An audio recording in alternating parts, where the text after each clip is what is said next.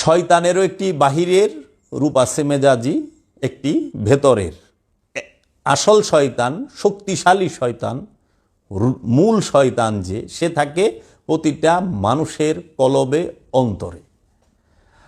আর প্রতীকী শয়তান, মেজাজি শয়তান, সেটি থাকে পৃথিবীর একটা দেশের, একটা নগরীর একটি স্থানে।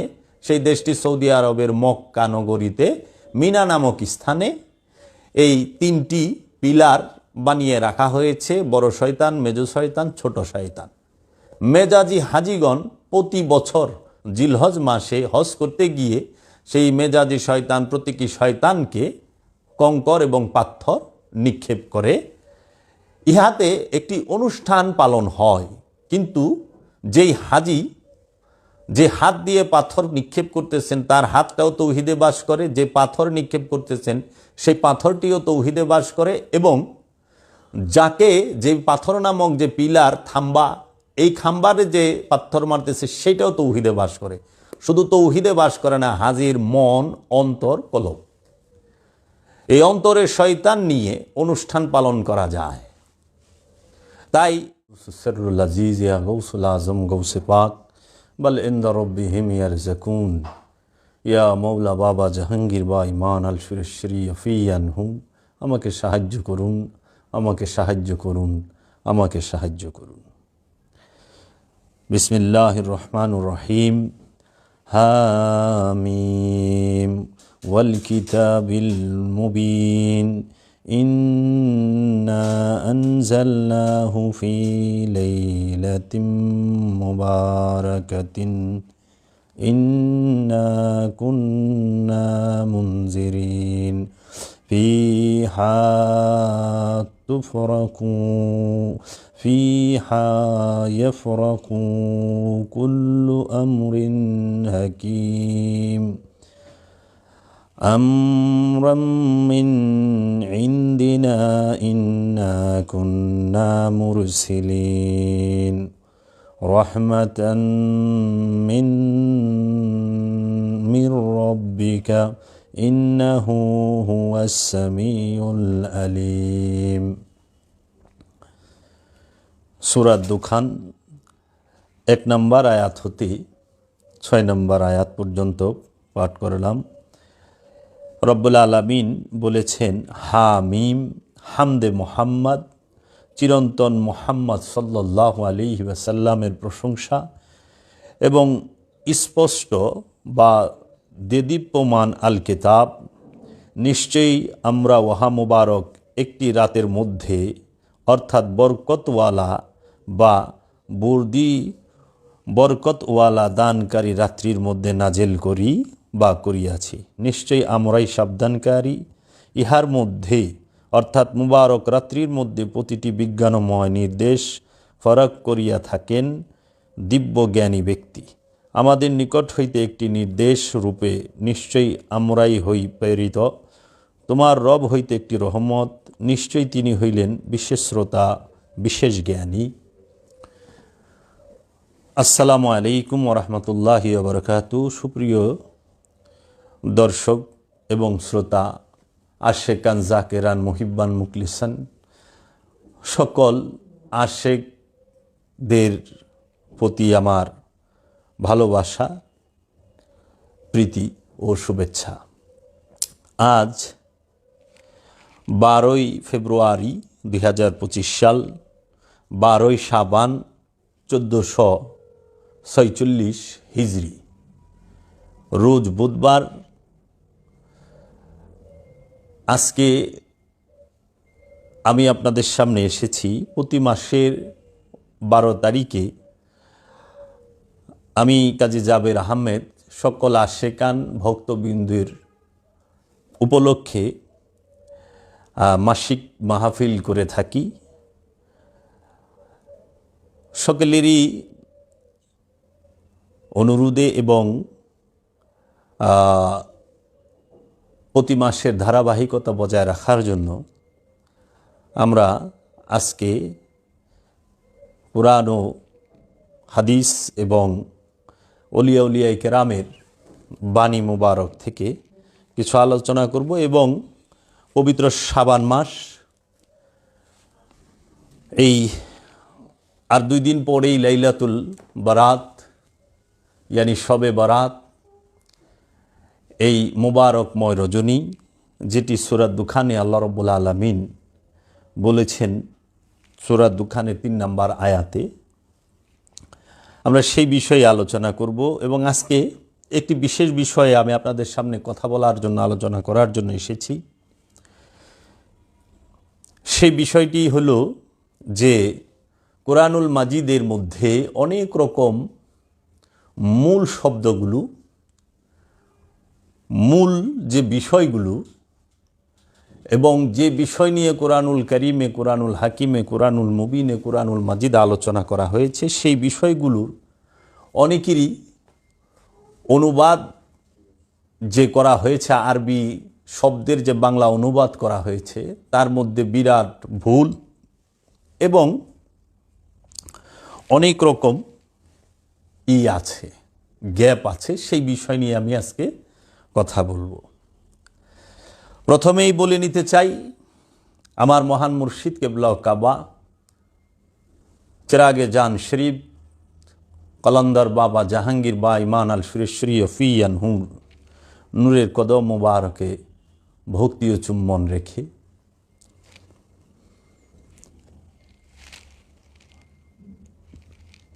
অনুষ্ঠান কখনো ধর্ম নহে, অনুষ্ঠান কখনো ধর্ম নহে, প্রতীকী বিষয় দেখানো যায়, অনুষ্ঠানকেই প্রতীক বলে, অনুষ্ঠানকেই প্রতীকী বলে। অনুপরিমাণ আসল বিষয়টি থাকে বলেই অনুষ্ঠান বলা হয়। অনুষ্ঠানের মধ্যে অনুপরিমাণ সত্য এবং আসল বিষয়টি থাকে বলেই অনুষ্ঠান বলা হয়। আসল বিষয়টি অনুষ্ঠানের অনেক গভীরে থাকে, তাই অনুষ্ঠান আসলের আসল রূপটি ধরতে পারে না। ব্যাখ্যা করা বা দেওয়া তো অনেক দূরের কথা।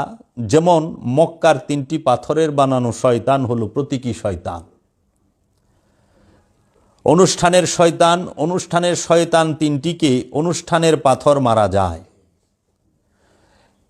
কিন্তু আপন দেহের মাঝে যে মন, কলব, অন্তর আছে, এই অন্তরের মাঝে, কলবের মাঝে যে শয়তানটি ছড়িয়ে ছিটিয়ে বসে আছে, তাকে পাথর মারব কেমন করে? আমরা তা জানি না। কিভাবে হৃদয়ে থাকা, মনে থাকা শয়তানকে হাকিকি পাথর মারতে হয় সেটি আমরা জানি না। ওই 3টি শয়তান হলো অনুষ্ঠানের শয়তান, কিন্তু আপন দেহে বাস করা শয়তানটি তো মোটেই অনুষ্ঠানের শয়তান নয়। তাহলে দেহে বাস করা শয়তানটিকে কোন ধরনের পাথর ছুঁড়ে মারব? এরকম শিক্ষা যিনি দেবেন তাকেই গুরু বলা হয়। মনের শয়তানকে পাথর ছুঁড়ে মারার শিক্ষাটি যিনি দিবেন তাকেই গুরু বলা হয়। অনুষ্ঠান পরিচালনার গুরুটিকে আসল গুরু মনে করে আমরা অনেকেই বিরাট ভুল করে ফেলি। অনুষ্ঠানের গুরু কেতাব দুরস্থ, মুখে খই ফুটে, মনে হয় কত কিছু জানে, আসলে কিছুই জানে না। অনুষ্ঠানের গুরুর কাছে কথার বাক্য পাওয়া যায়, রশিকে তথা দড়িকে সাপ মনে করে বারবার হাতে নিয়ে ভুল করি। মক্কার 3টি শয়তানকে যেমন প্রতীকী শয়তান, অনুষ্ঠানের শয়তান বলে জানি, সেই রকম মক্কার কাবা ঘরটিকেও প্রতীকী কাবা, অনুষ্ঠানের কাবা, মেজাজি কাবা, রূপক কাবা বলা হয়। কাবা হলো মুমিনের কলব, আমানুর নয়। মুমিনের কলব কাবা। আল্লাহ রসুল সাল্লাল্লাহু আলাইহি ওয়াসাল্লাম হাদিসে কুদসিতে বলেছেন, কুলুবুল মুমিনিন আরশে আল্লাহ, মুমিনের কলব আল্লাহর আরশ। এবং কুরআনুল কারীম আল্লাহ বলেছেন, ইন্নাল্লাহা মাআল মুমিনিন, নিশ্চয়ই আমি আল্লাহ মুমিনের সাথেই থাকি। সুতরাং প্রতীকী কাবার তোয়াফটিও প্রতীকী, ভেতরের কাবার তোয়াফটিও ভেতরের বিষয়। সুতরাং প্রতিটি বিষয়ের দুটো দিক থাকে, একটি প্রতীকী, অপরটি ভেতরের মূল। একটি অনুষ্ঠান, অপরটি অভ্যন্তরীণ। একটি দেখা যায়, অপরটি দেখা যায় না। একটি মূর্ত, অপরটি বিমূর্ত। প্রথমটি চোখে ধরা পড়ে কিন্তু পরেরটি ধরা পড়ে না। প্রথমটি চোখে ধরা পড়ে কিন্তু পরেরটি ধরা পড়ে না। প্রথমটি হাত বাড়িয়ে লুফে নিতে পারি, অপরটির মাথা মুন্ডু বুঝতে পারি না। প্রত্যেকটা বিষয়ের জাহের এবং বাতেন আছে, ভেতর এবং বাহির আছে প্রতিটি বিষয়ের। তাই এই জাহের বাতেনের সমন্বয়ে ইসলাম। শয়তানেরও একটি বাহিরের রূপ আছে মেজাজি, একটি ভেতরের। আসল শয়তান, শক্তিশালী শয়তান, মূল শয়তান যে, সে থাকে প্রতিটা মানুষের কলবে, অন্তরে। আর প্রতীকী শয়তান, মেজাজি শয়তান, সেটি থাকে পৃথিবীর একটা দেশের, একটা নগরীর একটি স্থানে। সেই দেশটি সৌদি আরবের মক্কা নগরীতে মিনা নামক স্থানে এই তিনটি পিলার বানিয়ে রাখা হয়েছে: বড় শয়তান, মেজ শয়তান, ছোট শয়তান। মেজাজি হাজিগণ প্রতি বছর জিলহজ মাসে হজ করতে গিয়ে সেই মেজাজি শয়তান, প্রতীকী শয়তানকে কঙ্কর এবং পাথর নিক্ষেপ করে।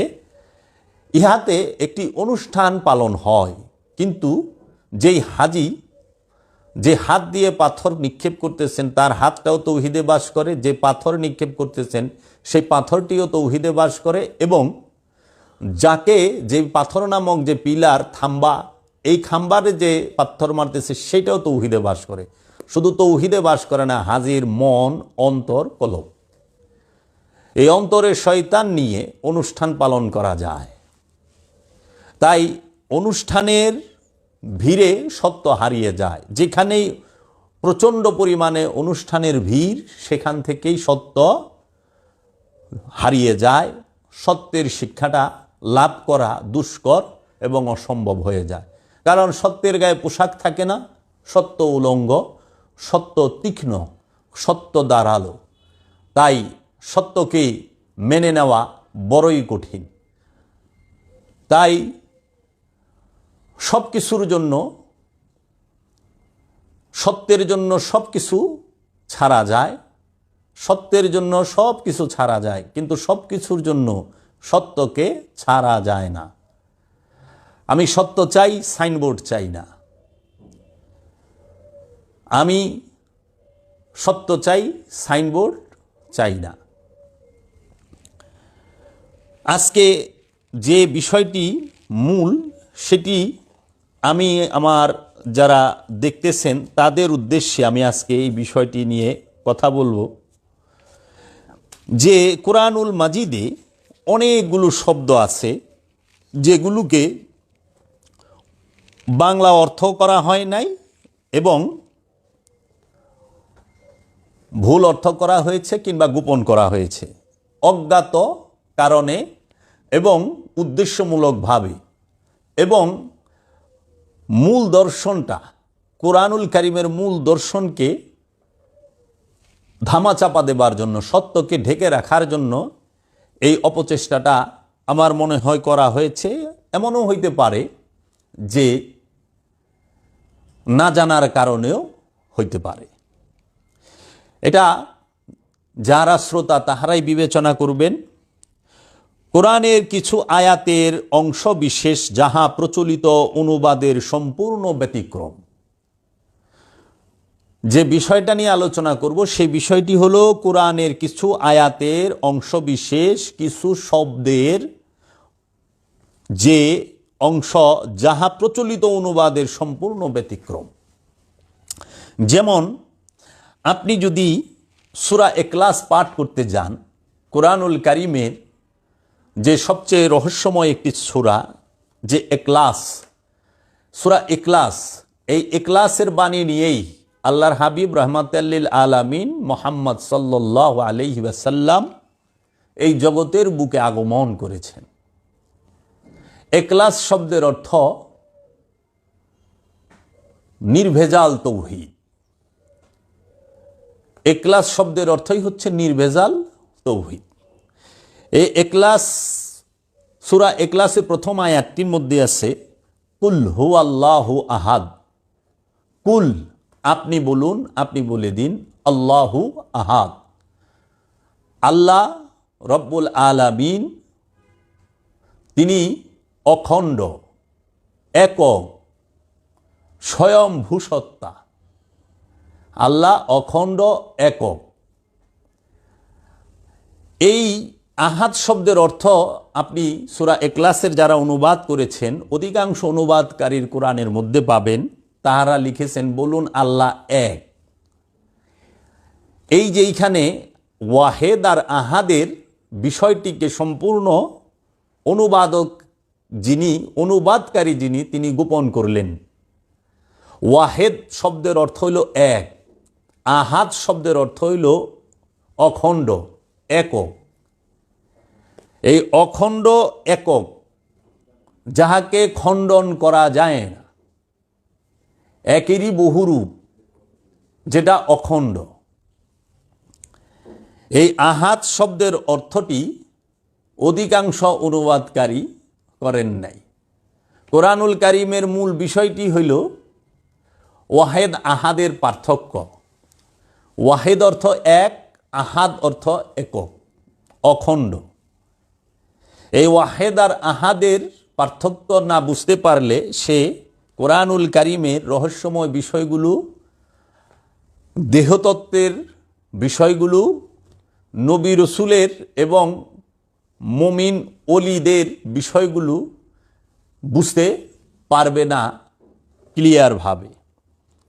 তারপরে কোরআনুল কারীমে আরেকটি শব্দ আছে আমানু এবং মুমিন। কোরআনুল কারীমে আমানু শব্দটি প্রায় 89 বার এসেছে। ইয়া আইয়ুহাল্লাযীনা আমানু। অনুবাদকারী এই আমানু শব্দের অনুবাদ করেছেন হে মুমিন।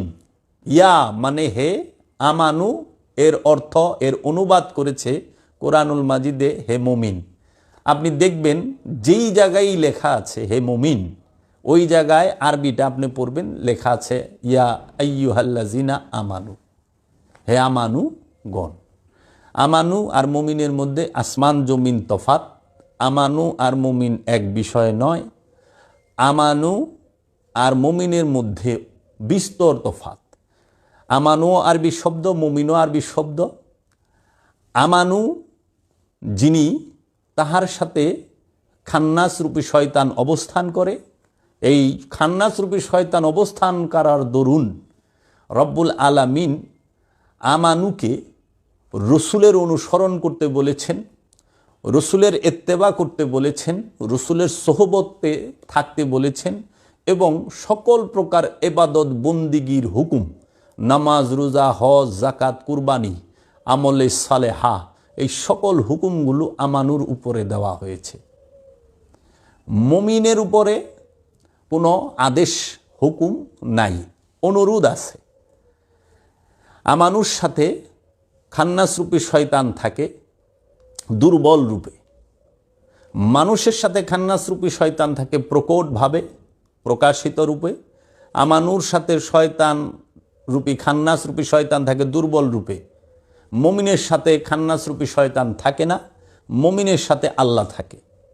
আমানুর সাথে খান্নাস রূপী শয়তান থাকে, মুমিনের সাথে রব রূপী আল্লাহ থাকেন। আল্লাহ রব রূপে, আল্লাহ প্রকাশিত এবং বিকশিত রূপে মুমিনের সাথে থাকেন।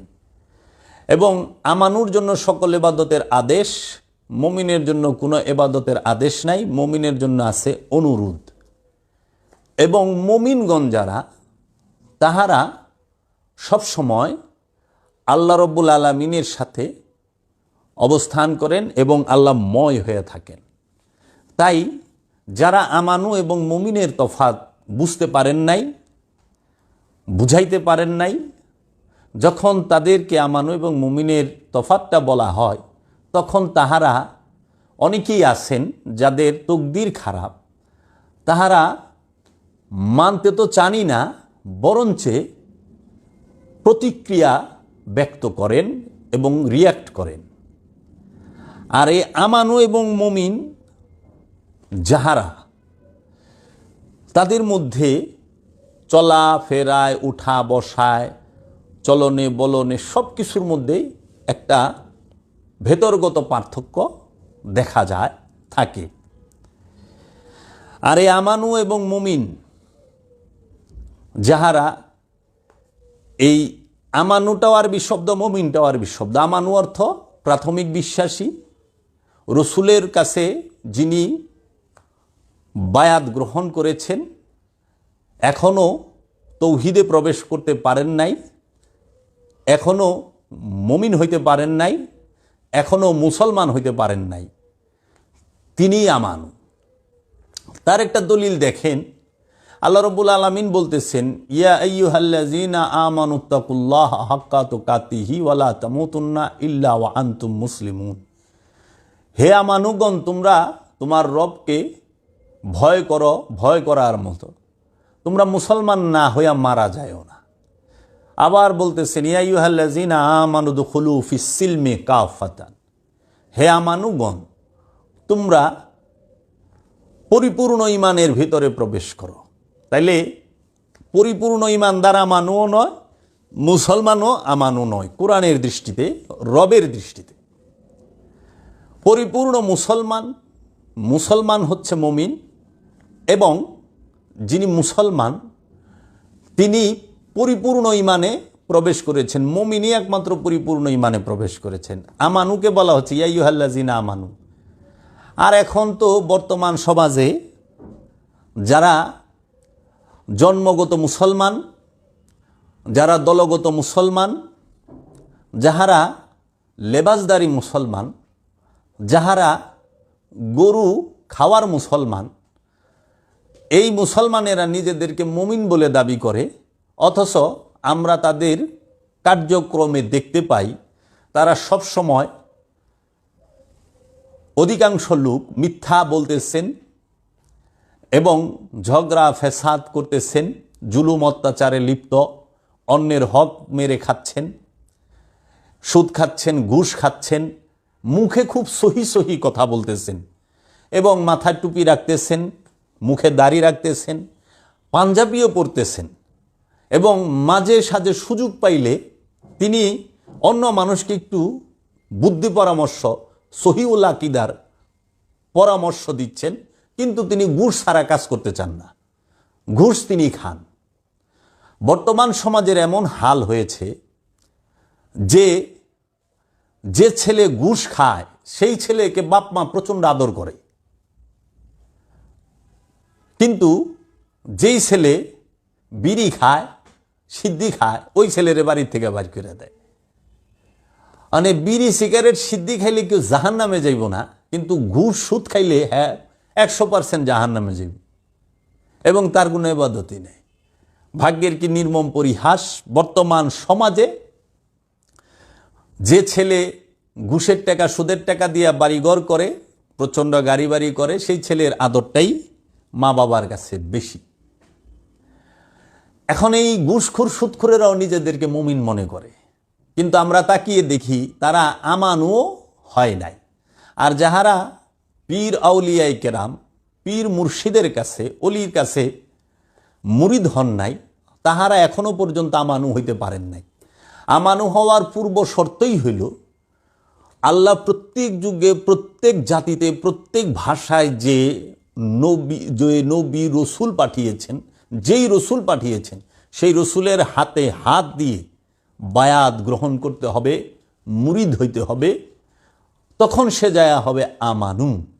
আর এই আমানু যখন হবে তখনই সে ওই রসুলের হুকুমে, সে রসুল যেভাবে তাকে সলাৎ শিক্ষা দেবে সেইভাবে সে সলাৎ শিখবে, রসুল যেভাবে তাকে হজ শিক্ষা দেবে, জাকাত শিক্ষা দেবে, কুরবানি শিক্ষা দেবে এবং আমলে সলেহা শিক্ষা দিবে, এই ইবাদত বন্দিগির পদ্ধতিগুলো শিক্ষা দিবে, সেইভাবেই করতে হবে।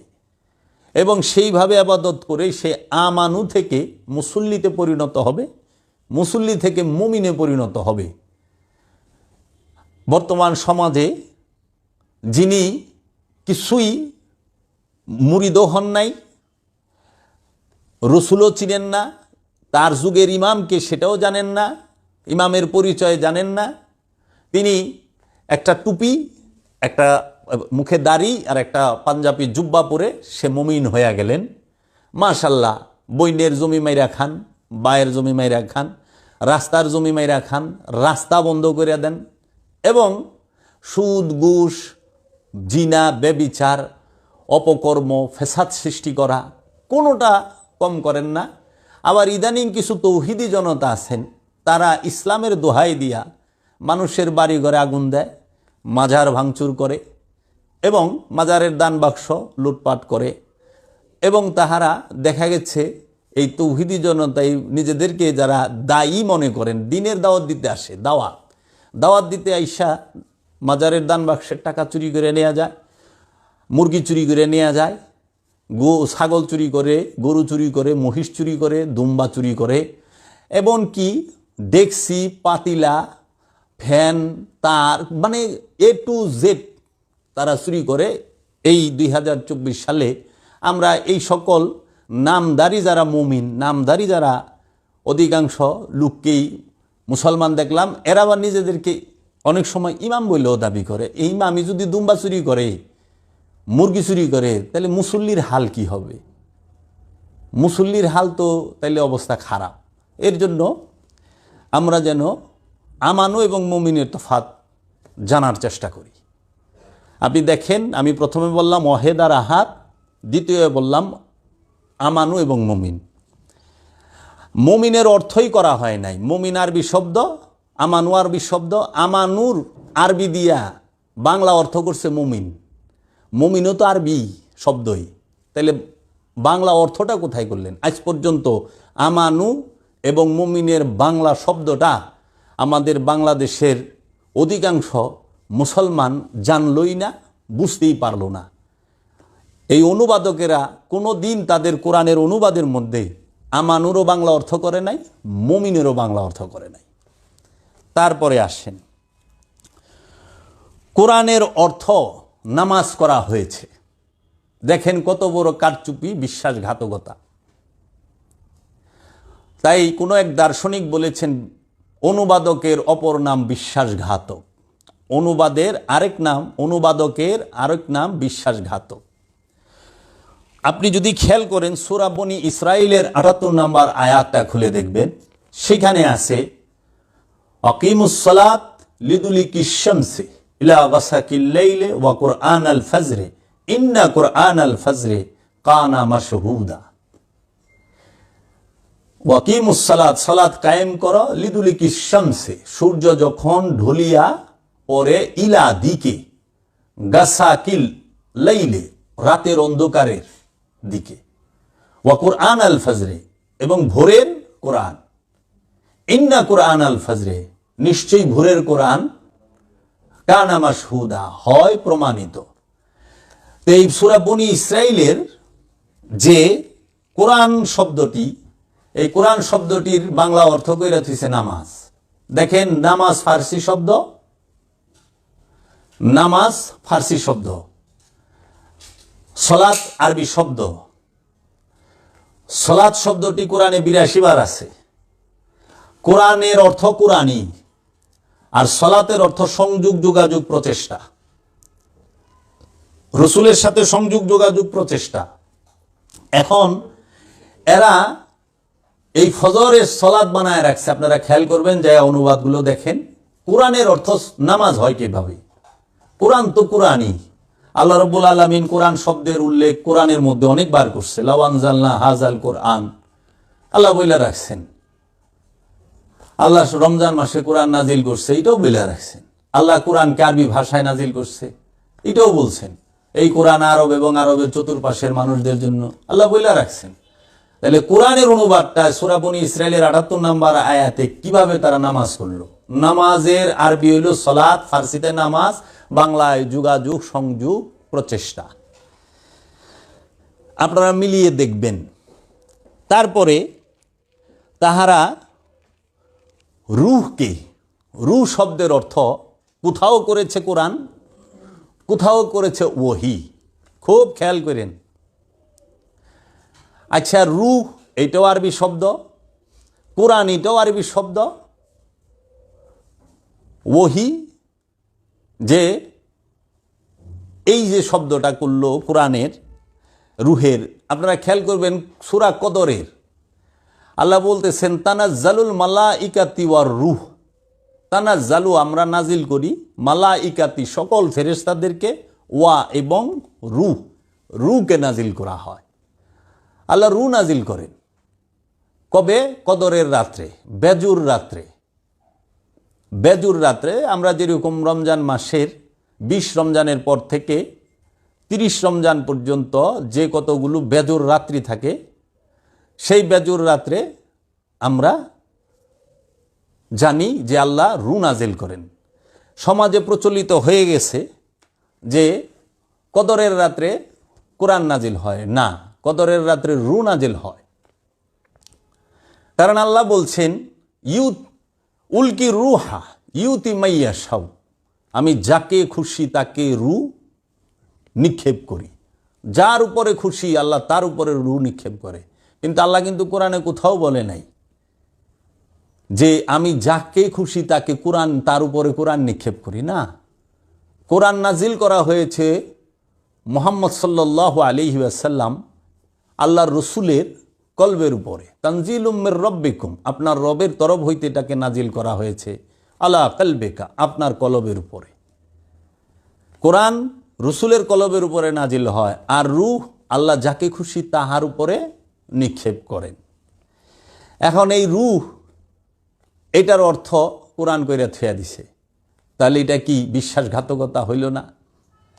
যা দেখেন সমাজে প্রচলিত কদরের রাত্রে কোরআন নাজিল হয় না, রু নাজিল হয়। পবিত্র নফসের উপরে রু নাজিল হয়। রুকে স্বয়ং আল্লাহ নিজে, স্বয়ং রব্বুল আলামিন নিজে।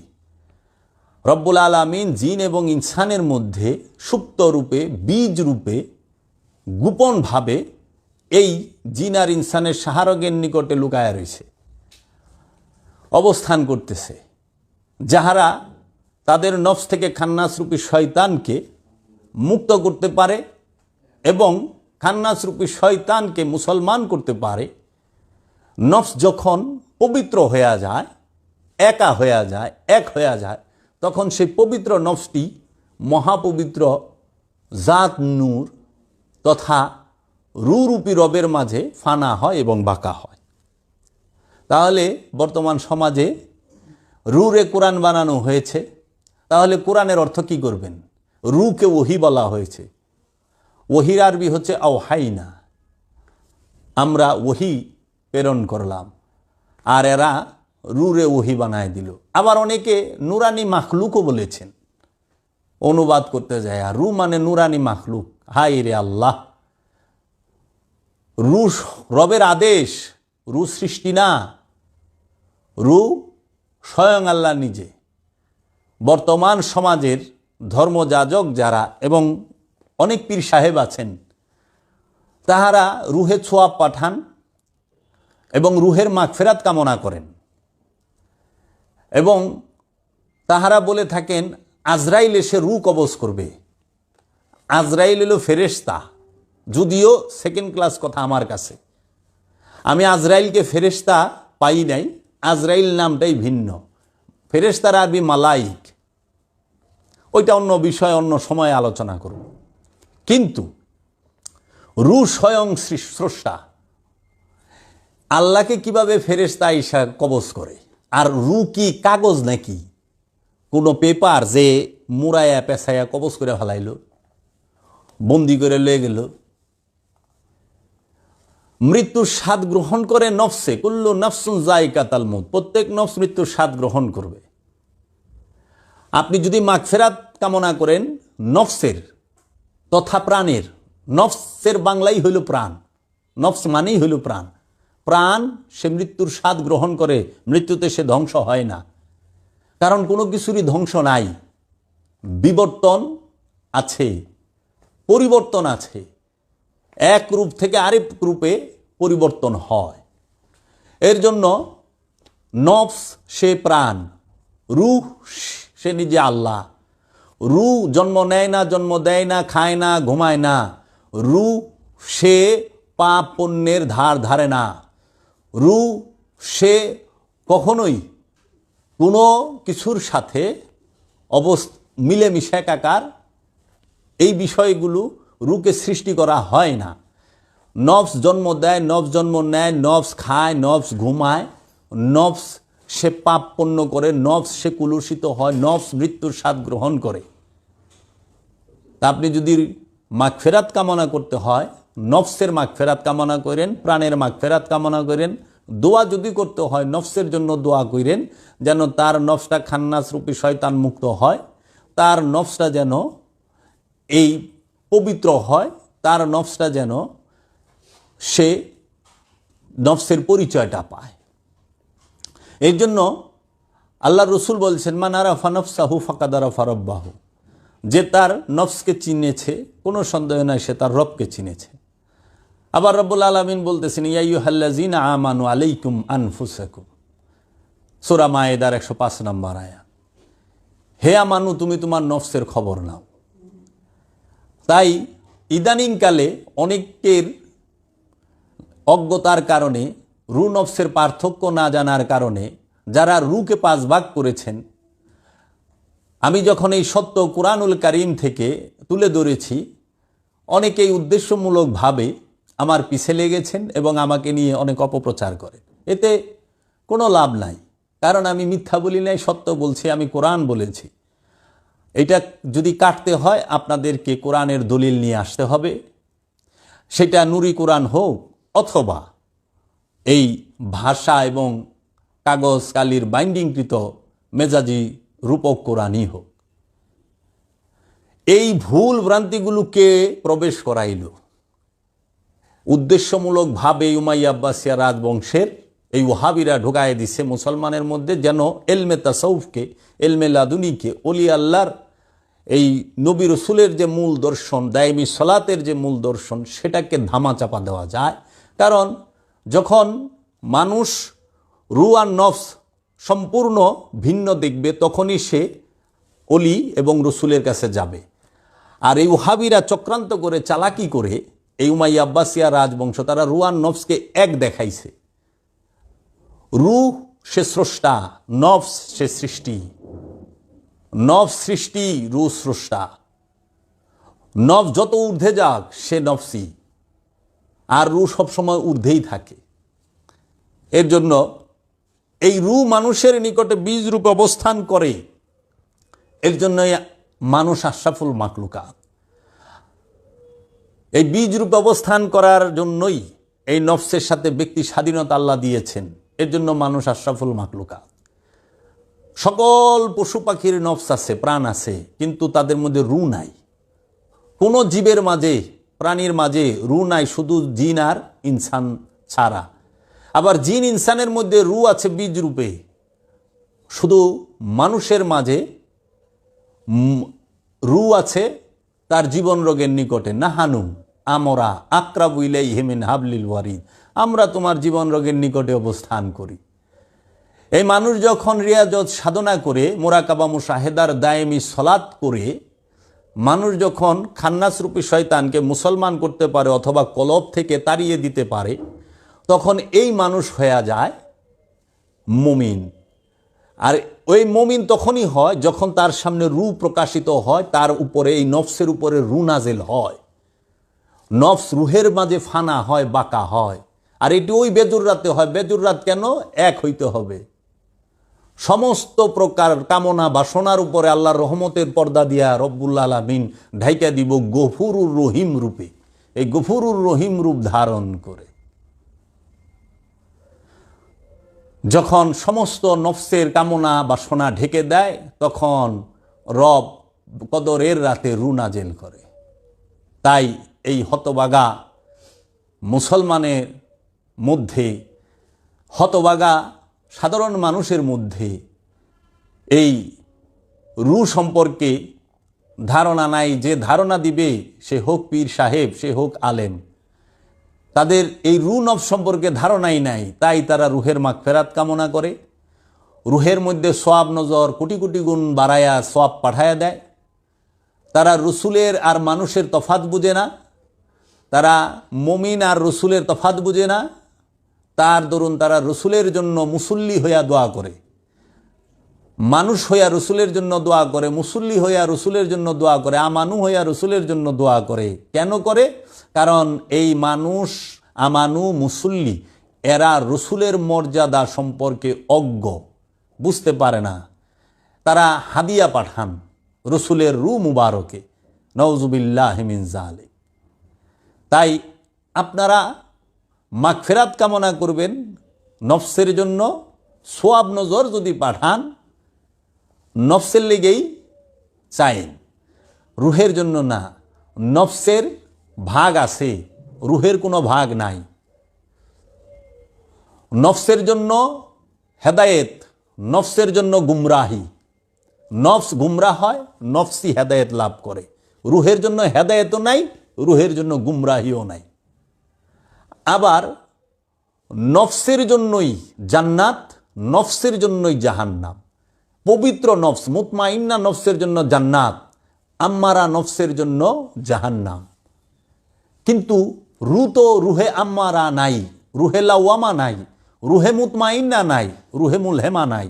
তাহলে এই যে অখাদ্য মার্কা কথা বর্তমান সমাজে চালু, যে সমস্ত পীর মাশায়েখরা রুহের 5 ভাগ করেন, তাদের রু সম্পর্কে বিন্দুমাত্র ধারণা আছে? যে সমস্ত পীর মাশায়েখরা রুহে সোয়াব পাঠান, যে সমস্ত আলেম ওলামারা রুহে সোয়াব পাঠান, তাদের রু সম্পর্কে বিন্দুমাত্র ধারণা নাই।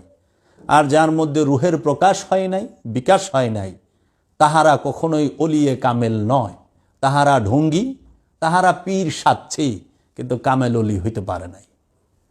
আমি চিরন্তন সত্য কথাগুলো বললাম, আপনারা বিবেচনা করেন, কুরআনুল কারীমকে গবেষণা করেন, বিবেকের দরজা করাটা নাড়া দেন, বিবেককে জাগ্রত করেন।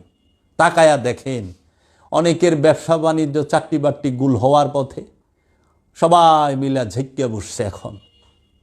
তবুও একটা বারের তরে ভুলটাকে স্বীকার করবে না। কেন? মানুষের কি ভুল হয় না? হয়তো। এই ভুল স্বীকার করলে কি হয়? তাই আমি আবার বলতেছি, গুমরাহি নফসের জন্য, হেদায়েত নফসের জন্য, জান্নাত নফসে আম্মারার জন্য, এবং জাহান্নাম, জান্নাত, সরি ভুল হইছে আমার, জান্নাত নফসে মুতমাইন্নার জন্য, জাহান্নাম নফসে আম্মারার জন্য। এই নফসের অনেক প্রকার আছে, নফসে ইনসানি, নফসে হাইওয়ানি, নফসে সাজারা। এইভাবে স্থলচর, জলচর এবং আকাশচর যত প্রাণী আছে সবার নফস আছে, কিন্তু সবার মধ্যে রু নাই। যার নফসের নিকটে রু অবস্থান করে, তাকেই কথা ভাষা শিক্ষা দেওয়া হয়েছে। এর জন্য আপনারা একটু জ্ঞান দিয়ে আলোচনা করবেন, গবেষণা করবেন। দেখেন, এই নফসের বাংলা আজ পর্যন্ত কোনো আয়াতের করে নাই। নফসের বাংলা কইরা থুইছে, অর্থ কইরা থুইছে, নফসের অনুবাদ কইরা থুইছে ব্যক্তি। তাহলে পশুর যে নফস আছে, সে কি ব্যক্তি হইয়া যাবে? গাছের যে নফস প্রাণ আছে, সেটা কি ব্যক্তি হয়ে যাবে? না। এর জন্য নফস শব্দটা যেখানে আছে সেখানে প্রাণ লিখতে হবে। আর ইনসান, নাস, এই শব্দটা যেখানে আছে সেখানে আপনি ব্যক্তি লেখেন, মানুষ লেখেন, কোনো অসুবিধা নাই। এই সূক্ষ্ম সূক্ষ্ম বিষয়গুলো বড় মারাত্মক, কুরআনুল কারীমের দর্শনটাকেই তারা লুকায়া দিছে, লুকায় ফেলাইছে। এর জন্য নফসের বাংলা প্রাণ, রুহের কোনো বাংলা অর্থ হয় না রুহ, রুই, রুহ। এই রুহের কোনো প্রতিশব্দ নাই, এবং রুহ বহুবচনে রুহ বলা হয় নাই, কিন্তু নফসের বহুবচন আছে। রু এক বচন, রুহের বহুবচন নাই, কিন্তু নফসের বহুবচন আছে। নফস এক বচন, নফসের বহুবচন আনফুস। রসুল এক বচন, রসুলের বহুবচন মুরসালিন। নবী এক বচন, নবীর বহুবচন আম্বিয়া। আমি সত্য বলছি, সত্য প্রচার করি। আমি শিখাইলাম, আপনারা শিখে নেন। আপনারা যারা উল্টো পাল্টো কিছু বলতে আসেন, বুঝাইতে আসেন, আরও উলঙ্গ হইলে আরও ধরা খাবেন। এখনও সময় আছে, নিজেকে পরিবর্তন করুন, সত্য স্বীকার করুন, সত্য মেনে নিন। রুহের অর্থ কোরআনও কইরেন না, রুহের অর্থ ওহিও কইরেন না। কোরআন আর রুহ দুইটাই আরবি শব্দ, রুহের বাংলা কখনোই কোরআন না। তারপরে আসেন জিকির। এই জিকির শব্দটাকে এরা বাংলায় অনুবাদ করছে কোরআন। আচ্ছা, আপনারা একটু বিবেক দিয়ে বিবেচনা করেন তো, জিকির আর কোরআন এই দুইটা শব্দই তো আরবি। আপনারা যদি খেয়াল করেন সূরা হিজরের 9 নম্বর আয়াত আপনি যায় পাবেন যে জিকিরের অর্থ তারা কোরআন করে থুয়া দিছে। একটু ঢুকেন কোরআনটা খুইলা, সূরা হিজরের 9 নম্বর আয়াতে আল্লাহ বলছেন যে আল্লাহ রব্বুল আলামিন জিকিরকে হেফাজত করে রাখেন। এখন ওনারা ওইখানে অনুবাদ করছে আল্লাহ জিকির নাজিল করেন এবং জিকিরকে হেফাজত করে রাখেন, কিন্তু ওনারা ওইখানে আল্লাহ কোরআন নাজিল করেন এবং কোরআনের হেফাজতকারী আল্লাহ নিজে। জিকিরে কোরআন বানায় থুয়ে দিছে। সূরা হিজরের 9 নম্বর আয়াত খুলেন দেখেন। আর রুহের অর্থ ওহি করছে সূরা মুমিনের 15 নম্বর আয়াতে। সূরা মুমিনের 15 নম্বর আয়াতে যায় দেখেন রুহের অর্থ তারা ওহি করে থুয়ে দিছে। অনেকেই, অধিকাংশ অনুবাদক cutting, fitting, setting, selling, earning, মানে বিরাট বিরাট আলেমদের নাম দিয়া দেখলো না, ওই কাটিং করলো, সেটিং করলো, ফিটিং করলো, বাইন্ডিং করলো, সেলিং করলো, আর্নিং করলো। কিন্তু এর ভিতরে যে সূক্ষ্ম থেকে সূক্ষ্ম যে জানা অজানা কৌশলগত যে সূক্ষ্ম ভুল অনুবাদগুলো হচ্ছে, এর কারণে এই সহজ সরল কাঁচা গলা মমের মতো মানুষগুলো বিভ্রান্ত হচ্ছে, ভুল শিক্ষা গ্রহণ করতেছে। এইটুকু একবারও চিন্তা করলেন না। আশা করি কর্তৃপক্ষ যারা আছেন তারা একটু দেখবেন এবং বিবেচনা করবেন। ভুল মানুষেরই হয়। জিকির অর্থ কোরআন না। জিকির আর কোরআন দুটোই আরবি শব্দ। কোরআন বলা হয় রসুলের বাণীকে, ইন্নাহু লা কওলুন রসুলিন করিম, নিশ্চয়ই এই কোরআন সম্মানিত রসুলের বাণী। এই কালামটি আছে সূরা হাক্কার 40 নম্বর আয়াতে এবং সূরা তাকবীরের 81 নম্বর সূরার 19 নম্বর আয়াতে। নিশ্চয়ই এই কোরআন সম্মানিত রসুলের বাণী। তাই আমরা যেন জিকিরকে কোরআন অনুবাদ না করি, কোরআন অর্থ কোরআনই লিখি, আর জিকির অর্থ যেন আমরা এইটার হুবহু বাংলা যেটা সেটাই অনুবাদ করি। তারপরে সূরা হাক্কার মধ্যে বলা হয়েছে 69 নম্বর সূরার 40 নম্বর আয়াতে ইন্নাহু লা কওলুন রসুলিন করিম, এবং সূরা তাকবীরের 19 নম্বর আয়াতে বলা হয়েছে ইন্নাহু লা কওলুন রসুলিন করিম, নিশ্চয়ই এই কোরআন সম্মানিত রসুলের বাণী। এখন অনুবাদকগণ যায় কি করছে, এই অর্থের মধ্যে যায় জিব্রাইলকে আমদানি করছে। এই জিব্রাইল শব্দটাও কোরআনে আছে। অর্থ করছে নিশ্চয়ই এই কোরআন কি আনিত বার্তাবাহক জিব্রাইলের বাণী। জিব্রাইল কেন আনলেন? রসুল বলতে কি সমস্যা? আপনাদের কাছে রসুলকে নিয়ে এত অ্যালার্জি কেন? রসুলের বাণীকে কোরআন বলতে আপনাদের সমস্যা কি? আল্লাহ যেখানে বলছে হে আমার রসুল আপনার হাত আমার হাত, আপনি কঙ্কর নিক্ষেপ করেন না, আমি করেছি, আমার রামাইতে ইজ রামাইতে ওয়ালা কিন্নাল্লাহ রামা। হে রসুল আপনি নিক্ষেপ করেন নাই কঙ্করে, আমি নিক্ষেপ করছি, ওই হাত আমার হাত। হে আমার রসুল যারা আপনার হাতে হাত দিয়া বায়াত গ্রহণ করে তারা আমার হাতে হাত দিয়া বায়াত গ্রহণ করলো। তো রসুলের হাতকে আল্লাহ নিজের হাত বলেছে, রসুলের জবানকে আল্লাহ নিজের জবান বলেছে। আল্লাহর রসুল জীবন একটি কথা নিজের ইচ্ছা থেকে বলেন নাই। ওমা ইয়ান্তিকু আনিল হাওয়া, সূরা নজম 3 নম্বর আয়াত খুলে দেখেন যে আমার হাবিব, আমার রসুল, আমার নবী জীবনে একটি কথাও নিজের ইচ্ছা থেকে বলে নাই, আমি যা বলাইছি তাই বলছে। তাহলে পরে রসুলের বাণীকে কোরআন বলতে ওহাবিদেরই সমস্যা। কারণ ওহাবিরা রসুল আর আল্লাহরে আলাদা করে, আর আল্লাহ বলে দিছে ওয়ায়ুরিদুনা ইউফারিকু বাইনাল্লাহি ওয়া রাসূলিহি উলাইকা হুমুল কাফিরুনা হাক্কা। যাহারা আল্লাহ এবং আল্লাহর রসুলকে আলাদা করার মনে মনে ইচ্ছা করে, মনে মনে চিন্তা করে, তাহারাই হইল 100% কাফের। সূরা নেসার 150-51 নম্বর আয়াত। তারপরে আপনি দেখবেন কেতাব যেখানে শব্দটা আছে সেইখানে কোরআন অনুবাদ করে থুয়ে দিছে বাংলায়। কেতাবের বাংলা কি কোরআন? কোরআন ও আরবি শব্দ, কেতাব ও আরবি শব্দ। আমি সর্বপ্রথম আমার আলোচনায় সূরা দুখানের যে 1 থেকে 6 নম্বর আয়াত পর্যন্ত পড়েছি, এই সূরাটার মধ্যে প্রথমেই দেখবেন হামিম ওয়াল কিতাবিল মুবিন, কিতাবিল মুবিন, কিন্তু কোরআনুল মুবিনও আছে। কেতাব আর কোরআন, কোরআন নাজিল হয় রমজান মাসে, আর কেতাব নাজিল হয় স্পষ্ট কিতাব মুবারকময় রজনীতে, যেটাকে শবে বরাত বলা হয়, লাইলাতুল বরাত বলা হয়, মুবারকময় রজনী বলা হয়, শাবান মাসের 15 তারিখ। কেতাব, এই কেতাবকে কোরআন অর্থ করে রাখছে, মানে কেতাব আর কোরআনকে এক করছে, রু আর নফসকে এক করছে, মুমিন আর আমানুকে এক করছে। খেয়াল করেন, ওয়াহেদ আর আহাদকে এক করছে।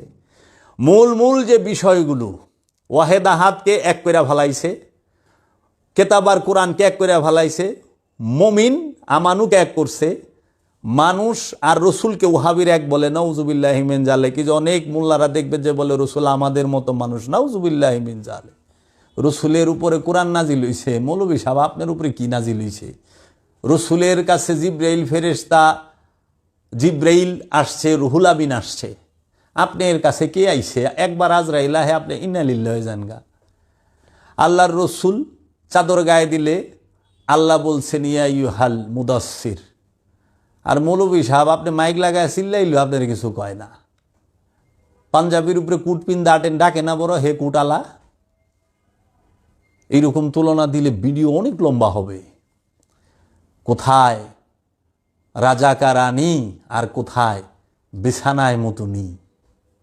তো কাজেই নিজের চেহারাটার দিকে আয়না দিয়ে তাকায় দেখে না যে তারে দেখলেই ঘরওয়ালি কতখানি সবুরে থাকে, আর উনি বলে রসুলের মতো। নাউজুবিল্লাহি মিন জালিক। ওহাবিদের আকীদাটাই এইরকম।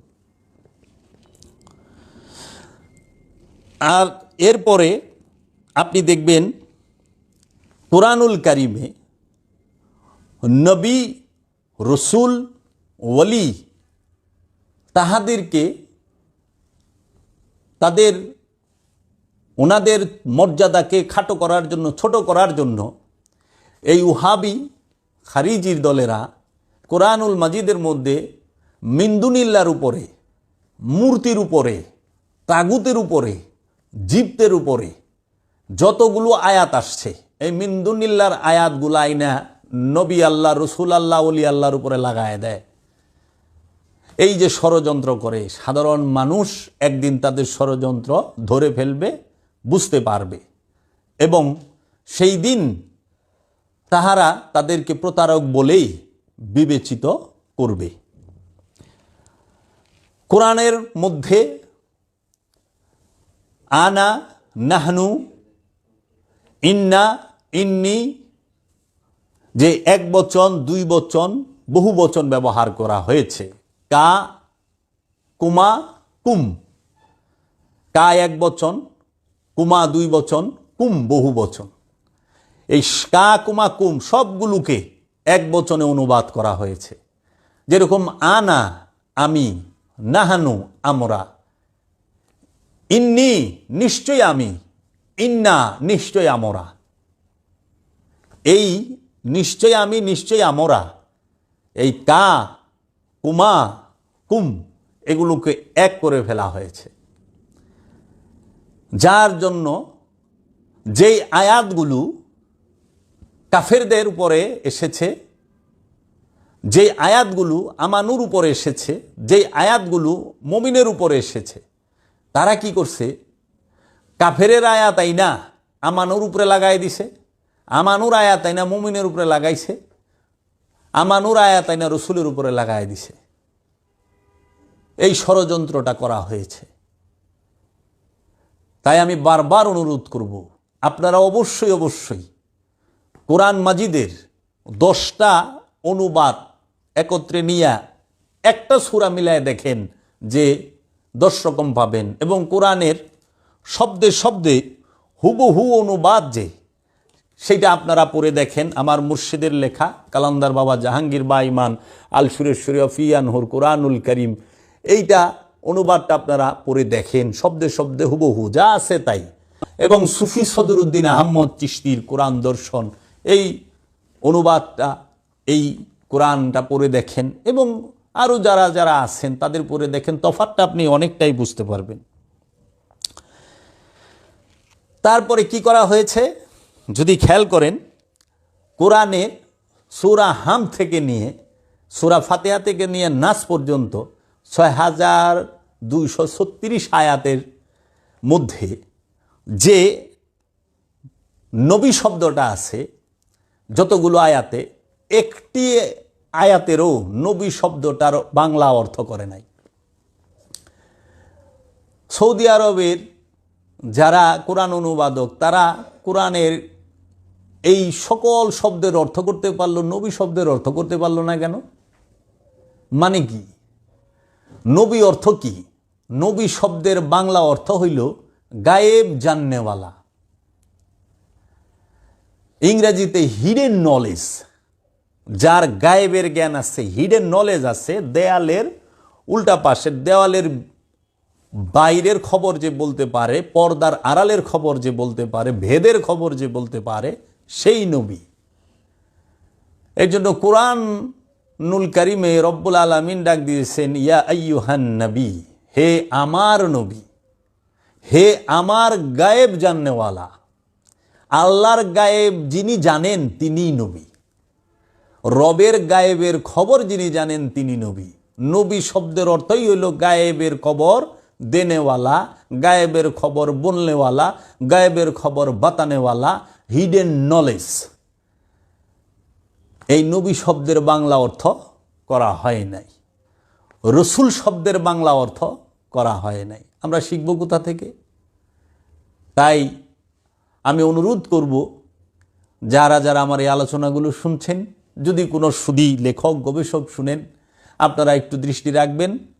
আমি অধম আপনাদের সামনে এই বিষয়গুলো তুলে ধরার ক্ষুদ্র প্রচেষ্টা করলাম। মানুষকে সত্য জানতে দিন, এমন কাজ কইরেন না যে মানুষ সত্য থেকে বঞ্চিত হয়। তারপরে আল্লাহ রব্বুল আলামিন কোরআনুল মাজিদে বলেছেন যে আইন আইন, দুইটি চোখকে আইন আইন বলা হয়। এই আইন আইন শব্দটা, এটা হইল সূরা রহমানের 50 নম্বর আয়াত। এই সূরা রহমানের 50 নম্বর আয়াতে আছে ফিহিমা আইনাইন তাজরিয়ান, উভয় উদ্যানে লিখছেন, উভয় উদ্যানে। কিন্তু এটার অর্থ হইল যে রব্বুল আলামিনের এই আয়াতের অর্থ আমার দয়াল মুর্শিদ বাবা জাহাঙ্গীর এটির হুবহু অর্থ করেছেন। আমি আপনাদেরকে সেই অর্থটি বলি। এখানে বলা হয়েছে ফিহিমা আইনান তাজরিয়ান, ফিহিমা দুইয়ের মধ্যে, দুইটির মাঝে, আইনানি দুইটি চোখ, দুইটি নয়ন, তাজরিয়ান অর্থাৎ প্রবাহ বিশিষ্ট স্রোতের ন্যায় বহমান, প্রবাহ বিশিষ্ট স্রোতের ন্যায় বহমান, তাজরিয়ান প্রবাহ বিশিষ্ট স্রোতের ন্যায় দুটি চোখ, দুটি নয়ন। এই আইন আইন রে কুয়ে থইছে উভয় উদ্যানেই। বেশ, মানুষ, আইন অর্থ চোখ, আইন আইন মানে দুইটি চোখ, দুইটা। সূরা রহমানের 50 নম্বর আয়াত আপনারা বাংলা অনুবাদ খুলে দেখবেন। তারপরে রব্বুল আলামিন সূরা মুদাসসিরের 31 নম্বর আয়াতে বলতেছেন যে, খুব সুন্দর একটি আয়াত, আল্লাহ বলছেন ওয়ামা জাআলনা আসহাবান নারে ইল্লা মালাইকাতান। এর অর্থ হলো, এবং আমরা নির্বাচন করি না আগুনের অধিবাসী ফেরেশতাদের ব্যতীত। আল্লাহ ফেরেশতাদের ব্যতীত, ফেরেশতাদেরকে ছাড়া আগুনের অধিবাসী নির্বাচন করেন না। ওয়া এবং মা কি জাআলনা নির্বাচন করি আসহাবান অধিবাসী নারে আগুনের ইল্লা ব্যতীত মালাইকাতান ফেরেশতার সমূহদের ছাড়া। এই আয়াতে এখন অনুবাদকের তো মাথায় ধরে না, ফেরেশতারে আল্লাহ আগুনের অধিবাসী বানাইব, এটা কেমনে হয়? এটা তো হইতে পারে না। তখন উনি অনুবাদ করতে যায় বললেন, আল্লাহ ফেরেশতাদেরকে জাহান্নামের সরদার বানিয়ে দেন। আচ্ছা, জাহান্নামের সর্দার বানায় দিছে, সেই আগুনের সাথেই তো বয়ে রয়েছে। জাহান্নামের ভিতরেই তো সর্দারে থাকবো নাকি, না বাইরে থাকবো? তো আপনার এত ঠেকা পড়লো কেন ফেরেশতারে জাহান্নামের সর্দার বানানেন? আল্লাহ তো কয় নাই যে, কোরআনের মধ্যে এইরকম তো নাই, ওমা জাআলনা আসহাবান নারে ইমামে মালাইকাতি, যে আমি আগুনের অধিবাসীদের ইমাম বানায় দেই ফেরেশতাদেরকে, এটা তো বলে নাই। বলছে আমি, আল্লাহ রাব্বুল আলামিন বলতেছেন, এবং আমরা নির্বাচন করি না আগুনের অধিবাসী ফেরেশতাদের ব্যতীত, ফেরেশতাদেরকে ছাড়া আল্লাহ আগুনের অধিবাসী নির্বাচন করেন না। সূরা মুদাসসিরের 31 নম্বর আয়াত। আল্লাহ কইছে আগুনের অধিবাসী ফেরেশতা ছাড়া নির্বাচন করি না, ওনারা প্রহরী বানায় দিছে, সরদার বানায় দিছে, যে জাহান্নামীরা যদি ওই যে বাজবো না, ওই যে ফুরুলি পেঁয়াজও আমরা যেরকম বাজি না, পুরি টুরি বাজে, সিঙ্গারা বাজে ডোবা তেলে, এরকম আমাদেরকে ওই বড় বড় কড়াই থাকবো, বাংলাদেশের এরকম এক কড়াই, ভারতের লেগা এরকম এক কড়াই, ঘি না তেল গরম করতেই থাকবো, পুরীর মতো পেঁয়াজের মতো ছাইরা দিব, আমরা খালি ভাজতেই থাকুম, পাকোড়া হইতেই থাকুম। আর যে নাকি হাতরায় বাইরে বাইরে যাবো, ওই ফেরেশতারা ঠুস ঠাস বাড়ি দিব, বানায় ফেলাইছে গল্প। কি কইবেন? আব্বাসীয় আমলের হাদিস দিয়া দলিল দিয়া দিব।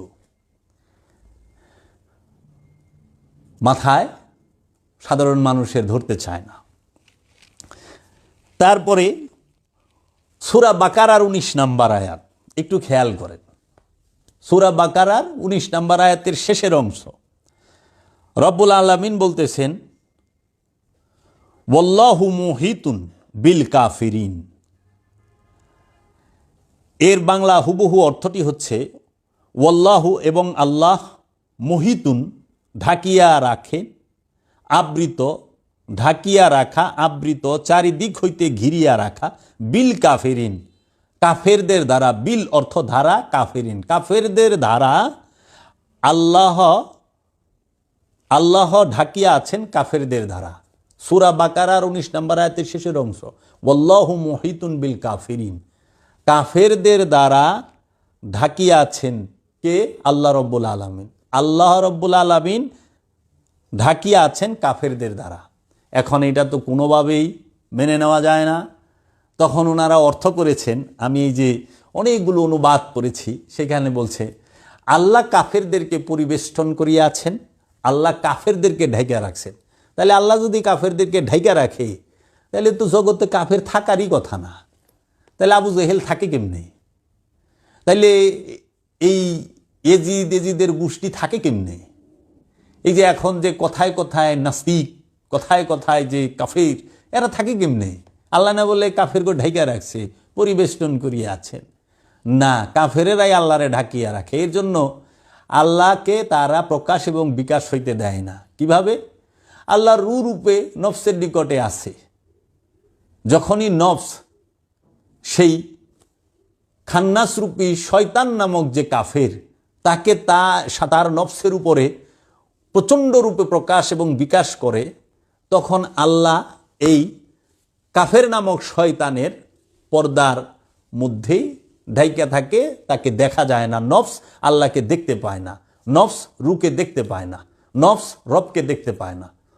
তার জন্য আল্লাহ বলছে ওয়াল্লাহু মুহিতুন বিল কাফিরিন, এই খান্নাস শয়তান ইবলিস মারদুদ নামক যে কাফের, এই কাফের দ্বারা আল্লাহ নিজেই ডাইকা রয়েছে।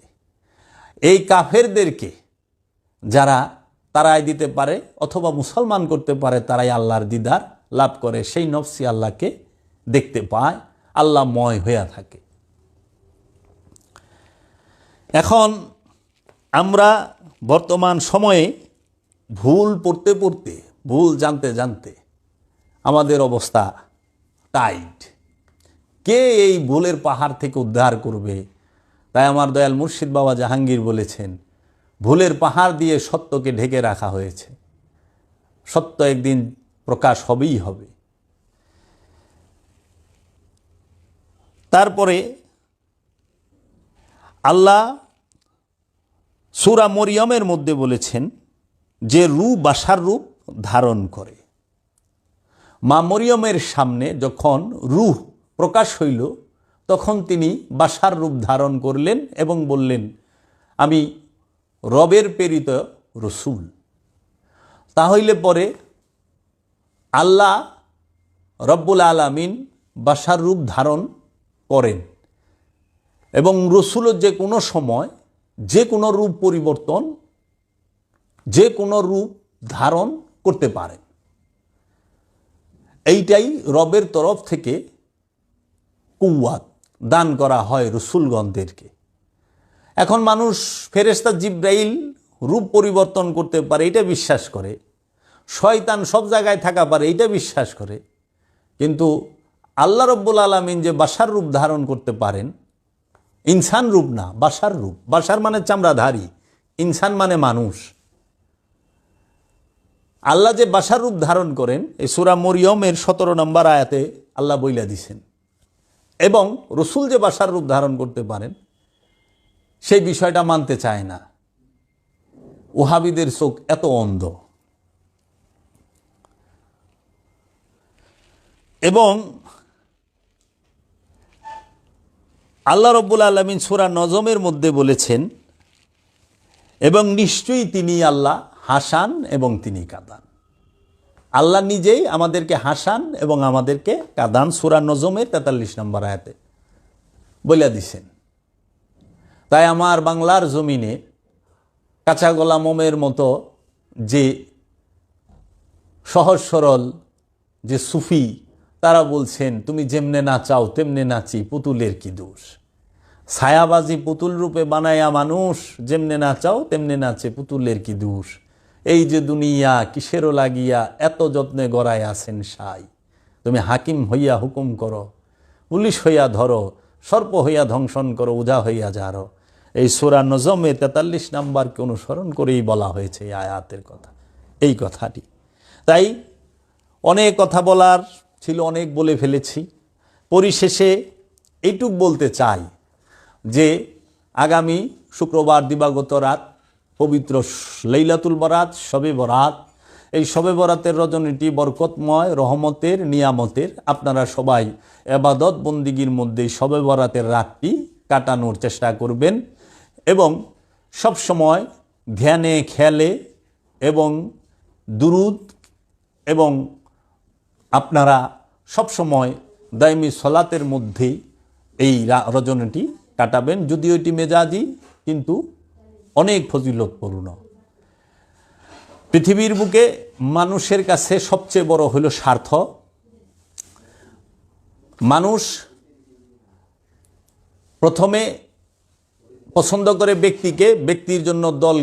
মানুষের কাছে প্রাধান্য কি? সবার ঊর্ধ্বে স্বার্থ। স্বার্থের নিচে হলো দল, দলের নিচে হলো ব্যক্তি।